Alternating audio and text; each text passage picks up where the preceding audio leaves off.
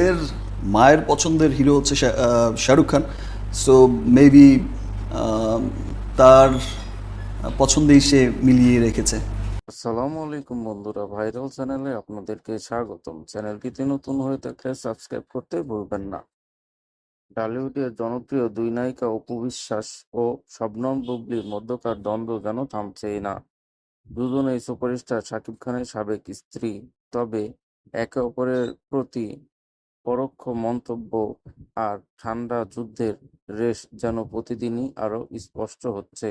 সম্প্রতি একটি বেসরকারি টেলিভিশন চ্যানেলে সাক্ষাৎকারে এ বিষয়ে মুখ খুলেছেন অপু বিশ্বাস। তিনি জানান, শাকিব খান একবার তাকে সান্ত্বনা দিয়ে বলেছিলেন, এগুলো একদম মাথায় নিও না, তোমার অবস্থান সম্পর্কে তুমি জানো।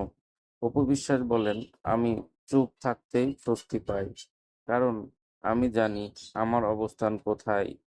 এই কারণে আমার মনে হয় না কাউকে কিছু বলে বা করে প্রতিপক্ষ বানানো দরকার। অনেক সময় দেখি সিনেমার কাজ না থাকলে আমার নাম টেনে এনে আলোচনায় আসার চেষ্টা হয়।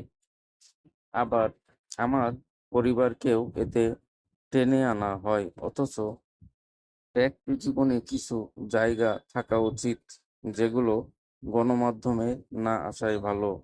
তিনি আরো বলেন, আমার মনে হয় কিছু মানুষ নিজেরাই নোংরামোর মধ্যে পড়ে গিয়ে আবারও প্রকাশ্যে সেটার প্রতিবাদ করে, কিন্তু প্রকৃতপক্ষে তারাই এসব ছড়িয়ে দিচ্ছে।